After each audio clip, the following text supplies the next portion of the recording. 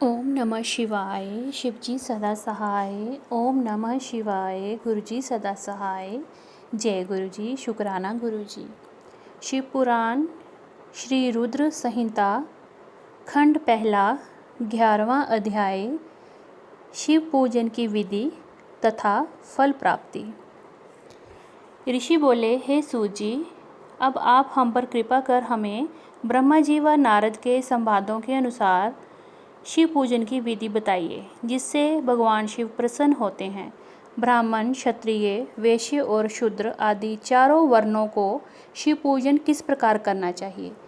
आपने व्यास जी के मुख से जो सुना है, कृपया हमें भी बताइए। महर्षियों के ये वचन सुनकर सूत जी ने ऋषियों द्वारा पूछे हुए प्रश्नों का उत्तर देते हुए कहना आरंभ किया। सूत जी बोले, हे मुनीश्वर, जैसे आपने पूछा है वह बड़े रहस्य की बात है। मैंने इसे जैसा सुना है उसे मैं अपनी बुद्धि के अनुसार आपको सुना रहा हूँ। पूर्व काल में व्यास जी ने सनत कुमार जी से यही प्रश्न किया था। फिर उपमन्यु जी ने भी इसे सुना था और इसे भगवान श्री कृष्ण को सुनाया था। वही अब मैं ब्रह्मा नारद संवाद के रूप में आपको बता रहा हूँ। ब्रह्मा जी कहते हैं, भगवान शिव की भक्ति सुखमयी, निर्मल एवं सनातन रूप है तथा समस्त मनोवांछित फलों को देने वाली है। ये दरिद्रता, रोग, दुख तथा शत्रु द्वारा दी गई पीड़ा का नाश करने वाली है। जब तक मनुष्य भगवान शिव का पूजन नहीं करता और उनकी शरण में नहीं जाता, तब तक ही उसे दरिद्रता, दुख, रोग और शत्रु जनित पीड़ा, ये चारों प्रकार के पाप दुखी करते हैं। भगवान शिव की पूजा करते ही ये दुख समाप्त हो जाते हैं और अक्षय सुखों की प्राप्ति होती है। वे सभी भोगों को भोग कर अंत में मोक्ष को प्राप्त करता है।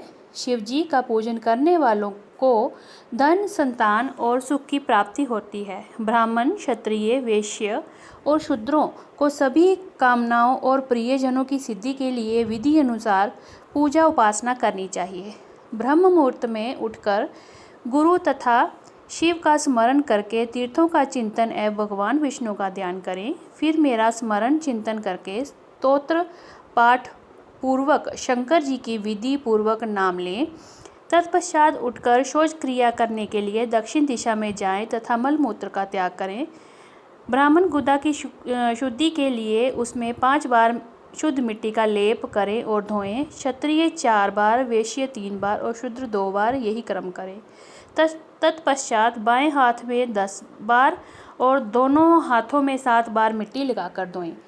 प्रत्येक पैर में 3 बार मिट्टी लगाएं। स्त्रियों को भी इसी प्रकार क्रम करते हुए शुद्ध मिट्टी से हाथ पैर धोने चाहिए। ब्राह्मण को 12 उंगली, क्षत्रिय को 11, वैश्य को 10 और शूद्र को 9 उंगल की दातुन करनी चाहिए। छठी अमावस्या, नवमी व्रत के दिन, सूर्यास्त के समय, रविवार और श्राद्ध के दिन दातुन ना करें। दातुन के पश्चात जलाशय में जाकर स्नान करें तथा विशेष देश काल आने पर मंत्रोच्चारण पूर्वक स्नान करें। फिर एकांत स्थान पर बैठकर विधि पूर्वक संध्या करें तथा इसके उपरांत विधि विधान से शिव पूजन का कार्य आरंभ करें। तदुपरांत मन को सुस्थिर करके पूजा गृह में प्रवेश करें तथा आसन पर बैठें। सर्वप्रथम गणेश जी का पूजन करें, उसके उपरांत शिव जी का पूजन करें। 3 बार आचमन कर 3 प्राणायाम करते हुए त्रिनेत्रधारी शिव का ध्यान करें। महादेव जी के 5 मुख, 10 भुजाएं और जिनकी स्फटिक के समान उज्ज्वल कांति है, सब प्रकार के आभूषण उनके श्री अंगों को विभूषित करते हैं तथा वह भागांबर बांधे हुए हैं। फिर प्रणव मंत्र अर्थात ओंकार से शिव जी की पूजा प्रारंभ करें। पाद, अर्घ और आचमन के लिए पात्रों को तैयार करें। 9 कलश स्थापित करें और उन्हें कुशाओं से ढक रखें। कुशाओं से जल लेकर ही सबका प्रक्षालन करें। तत्पश्चात सभी कलशों में शीतल जल डालें। खस और चंदन को पाद पात्र में रखें। चमेली के फूल, शीतल चीनी, कपूर बड़ की जड़ तथा तमाल का चूर्ण बना लें और आचमनीय के पात्र में डालें। इलायची और चंदन को भी सभी पात्रों में डालें।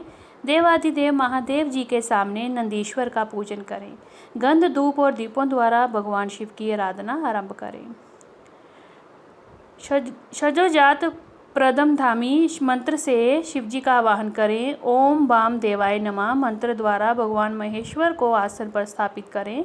फिर ईशान सर्व विद्या नाम मंत्र से आराध्य देव का पूजन करें। पाद और आचमनीय अर्पित कर अर्घ्य दें। तत्पश्चात गंध और चंदन मिले हुए जल से भगवान शिव को विधि पूर्वक स्नान कराएं।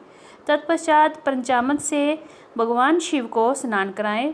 पंचामृत के पांचों तत्वों दूध, दही, शहद, गन्ने का रस तथा घी से नहलाकर महादेव जी को प्रणव मंत्र को बोलते हुए उनका अभिषेक करें।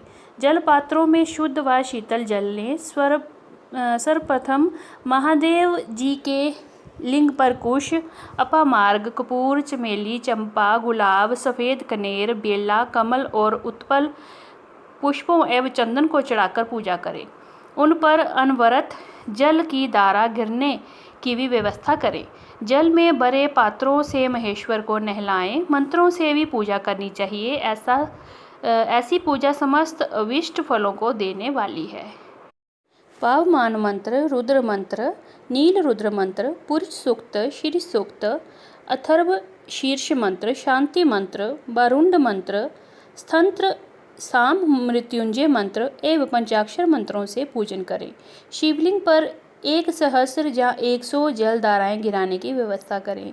स्फटिक के समान निर्मल, अविनाशी, सर्वलोकमय परम देव जो आरंभ और अंत से हीन तथा रोगियों के औषधि के समान है, जिन्हें शिव के नाम से पहचाना जाता है एवं जो शिवलिंग के रूप में विख्यात हैं, उन भगवान शिव के मस्तक पर धूप, दीप, नवेद एवं तांबूल आदि मंत्रों द्वारा अर्पित करें। अर्घ्य देकर भगवान शिव के चरणों में फूल अर्पित करें। फिर महेश्वर को प्रणाम कर आत्मा से शिव जी की आराधना करें और प्रार्थना करते हुए हाथ में फूल लें। भगवान शिव से क्षमा याचना करते हुए कहें, हे कल्याणकारी शिव, मैंने अनजाने में अथवा जानबूझकर जो जब तप पूजा आदि सत्कर्म किए हैं, आपकी कृपा से वे सफल हों। हर्षित मन से शिव जी की पूजा को पूरा करें और शिव जी को फूल अर्पित करें। स्वस्ति वाचन कर अनेक आशीर्वाद ग्रहण करें। भगवान शिव से प्रार्थना करें कि प्रत्येक जन्म में मेरी शिव में भक्ति हो तथा शिव ही मेरे शरणदाता हों। इस प्रकार परम भक्ति से उनका पूजन करें। फिर सपरिवार भगवान को नमस्कार करें। जो मनुष्य भक्तिपूर्वक प्रतिदिन भगवान शिव की पूजा करता है, उसे सब सिद्धियां प्राप्त होती हैं। उसे मनोवांछित फलों की प्राप्ति होती है। उसके सभी रोग, दुख, दर्द और कष्ट समाप्त हो जाते हैं। भगवान शिव की कृपा से उपासक का कल्याण होता है। भगवान शंकर की पूजा से मनुष्य में सद्गुणों की वृद्धि होती है। ये सब जानकर नारद अत्यंत प्रसन्न होते हुए अपने पिताजी ब्रह्मा जी को धन्यवाद देते हुए बोले कि आपने मुझ पर कृपा कर मुझे शिव पूजन की अमृत विधि बताई है। शिव भक्ति समस्त भोग और मोक्ष प्रदान करने वाली है। इति श्री 11वां अध्याय समाप्त। 12वां अध्याय देवताओं को उपदेश देना। नारद जी बोले, ब्रह्मा जी आप धन्य हैं क्योंकि आपने अपनी बुद्धि को शिव चरणों में लगा रखा है। कृपया कर इस आनंदमय विषय का वर्णन सविस्तार पुनः कीजिए। ब्रह्मा जी ने कहा, हे नारद, एक समय की बात है, मैंने सब ओर से देवताओं और ऋषियों को बुलाया और क्षीर सागर के तट पर भगवान विष्णु की स्तुति कर उन्हें प्रसन्न किया। भगवान विष्णु प्रसन्न होकर बोले, हे ब्रह्मा जी एवं अन्य देवगणों, आप यहाँ क्यों पधारे हैं? आपके मन में क्या इच्छा है? आप अपनी समस्या बताइए, मैं निश्चय ही उसे दूर करने का प्रयत्न करूँगा। ये सुनकर ब्रह्मा जी बोले, हे भगवान, दुखों को दूर करने के लिए किस देवता की सेवा करनी चाहिए? तब भगवान विष्णु ने उनके प्रश्न का उत्तर देते हुए कहा, हे ब्राह्मण, भगवान शिव शंकर ही सब दुखों को दूर करने वाले हैं। सुख की कामना करने वाले मनुष्य को उनकी सदैव भक्ति में लगे रहना चाहिए। उन्हीं में मन लगाएं और उन्हीं का चिंतन करें। जो मनुष्य शिव भक्ति में लीन रहता है, जिसके मन में वे विराजमान हैं, वह मनुष्य कभी दुखी नहीं हो सकता। पूर्व जन्म में किए गए पुण्यों एवं शिव भक्ति से ही पुरुषों को सुंदर भवन, आभूषणों से विभूषित स्त्रियां, मन का संतोष, धन संपदा, स्वस्थ शरीर, पुत्र पौत्र, अलौकिक प्रतिष्ठा, स्वर्ग के सुख एवं मोक्ष प्राप्त होता है। जो स्त्री या पुरुष प्रतिदिन भक्तिपूर्वक शिवलिंग की पूजा करता है उसको हर जगह सफलता प्राप्त होती है, वह पापों के बंधन से छूट जाता है। ब्रह्मा जी एवं अन्य गणों ने भगवान विष्णु के उपदेश को ध्यानपूर्वक सुना। भगवान विष्णु को प्रणाम कर कामनाओं की पूर्ति हेतु उन्होंने शिवलिंग की प्रार्थना की। तब श्री विष्णु ने विश्वकर्मा को बुलाकर कहा, हे मुने, तुम मेरी आज्ञा से देवताओं के लिए शिवलिंगों का निर्माण करो। तब विश्वकर्मा ने मेरी और श्री हरि की आज्ञा को मानते हुए देवताओं के लिए उनके अनुसार लिंगों का निर्माण कर उन्हें प्रदान किया। मुनिश्रेष्ठ नारद, सभी देवताओं को प्राप्त शिवलिंगों के विषय में सुनो। सभी देवता अपने द्वारा प्राप्त लिंग की पूजा उपासना करते हैं। पद्म पराग मणि का लिंग इंद्र को, सोने का कुबेर को, पुखराज का धर्मराज को, श्याम वर्ण का वरुण को, इंद्र नीलमणि को विष्णु को और ब्रह्मा जी हिमालय लिंग को प्राप्त कर उसका भक्तिपूर्वक पूजन करते हैं। इसी प्रकार विश्वदेव चांदी के लिंग की और वसुगण पीतल के बने लिंग की भक्ति करते हैं। पीतल का अश्विनी कुमारों का, स्फटिक का लक्ष्मी को, तांबे का आदित्यों को और मोती का लिंग चंद्रमा को प्रदान किया गया है। ब्रज लिंग ब्राह्मणों के लिए व मिट्टी का लिंग ब्राह्मणों की स्त्रियों के लिए है। मयासुर चंदन द्वारा बने लिंग का और नागों द्वारा मूंगे के बने शिवलिंग का आदर पूर्वक पूजन किया जाता है। देवी मक्खन के बने लिंग की अर्चना करती है। जोगी जन भस्म में लिंग की, यक्षगण दधि से निर्मित लिंग की, छाया देवी आटे के लिंग और ब्रह्मपत्नी रत्न में शिवलिंग की पूजा करती है। वानासुर पार्थिव लिंग की पूजा करता है। ब्राह्मण भगवान विष्णु ने देवताओं को उनके हित के लिए शिवलिंग के साथ पूजन विधि भी बताई। देवताओं के वचनों को सुनकर मेरे हृदय में हर्ष की अनुभूति हुई। मैंने लोगों का कल्याण करने वाली शिव पूजा की उत्तम विधि बताई। ये शिव भक्ति समस्त अभिष्ट फलों को प्रदान करने वाली है। इस प्रकार लिंगों के विषय में बताकर ब्रह्मा जी ने शिवलिंग व शिव भक्ति की महिमा का वर्णन किया। शिव पूजन भोग और मोक्ष प्रदान करता है। मनुष्य जन्म उच्च कुल में प्राप्त करना अत्यंत दुर्लभ है, इसलिए मनुष्य रूप में जन्म लेकर मनुष्य को शिव भक्ति में लीन रहना चाहिए। शास्त्रों द्वारा बताए गए मार्ग का अनुसरण करते हुए, जाति के नियमों का पालन करते हुए कर्म करें, संपत्ति के अनुसार दान आदि करें, जप तप यज्ञ और ध्यान करें। ध्यान के द्वारा ही परमात्मा का साक्षात्कार होता है। भगवान शंकर अपने भक्तों के लिए सदा उपलब्ध रहते हैं। जब तक ज्ञान की प्राप्ति ना हो तब तक कर्मों से ही आराधना करें। इस संसार में जो जो वस्तु सत असत रूप में दिखती है अथवा सुनाई देती है वह परब्रह्म शिव रूप है। तत्व ज्ञान ना होने तक देव की मूर्ति पूजन करें। अपनी जाति के लिए अपनाए गए कर्म का प्रयत्न पूर्वक पालन करें। आराध्य देव का पूजन श्रद्धा पूर्वक करें, क्योंकि पूजन और दान से ही हमारी सभी विघ्न व बाधाएं दूर होती हैं।